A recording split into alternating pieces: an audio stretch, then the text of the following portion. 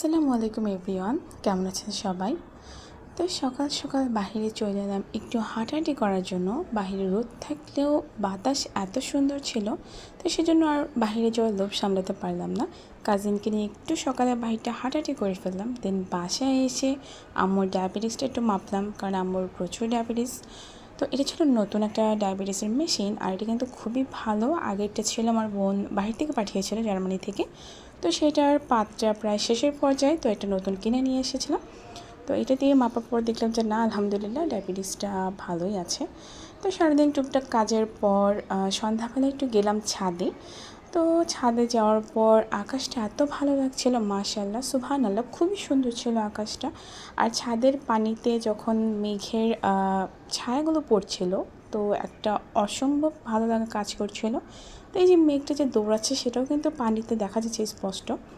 দেন বাসায় আসার পর ইচ্ছা হলো একটু মোমো খেতে, আর বাইরে যাওয়া পসিবল না ছোটো বাবুকে নিয়ে সন্ধ্যার পর বিশেষ করে। তারপর চট করে আমি আমার কাজিন মিলে মোমো বানানো শুরু করে ফেললাম। তো প্রথম দিকে মোমোর যে ডিজাইনটা সেটা ভালো মতো না ফুটাতে পারলেও পরে কিন্তু পরের ধাপে কিন্তু ভালো মতোই সেটা ফুটিয়ে ফেলেছিলাম। তো এটা ছিল আমার প্রথম ধাপ। এখানে তেমন একটা ভালো হয়নি, বাট এই ধাপটা এত জোস হয়েছিল, বিশেষ করে আমার কাজিনের জন্য। আমার কাজিন আমার থেকে অনেক ছোট হলেও তার হাতের কাজ মাশাআল্লাহ খুবই ভালো।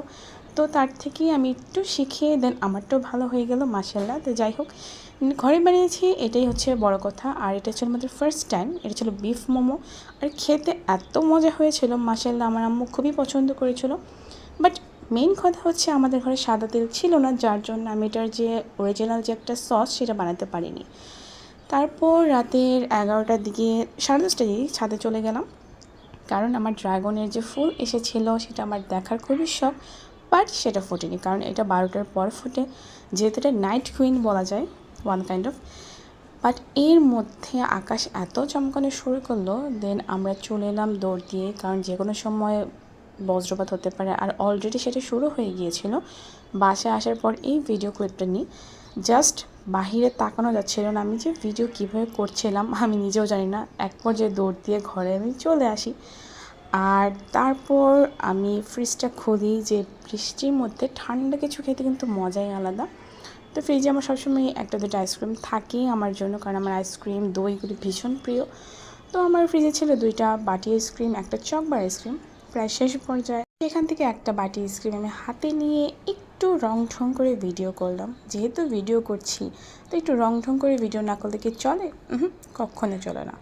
তো এই হচ্ছে আমি ফ্রিজ লাগিয়ে তারপর আইসক্রিমটা নিয়ে একটু রং ঢং করে খেয়ে নিলাম। তো আজকের ভিডিও এ পর্যন্তই। ভালো থাকবেন সবাই, আল্লাহ হাফিজ।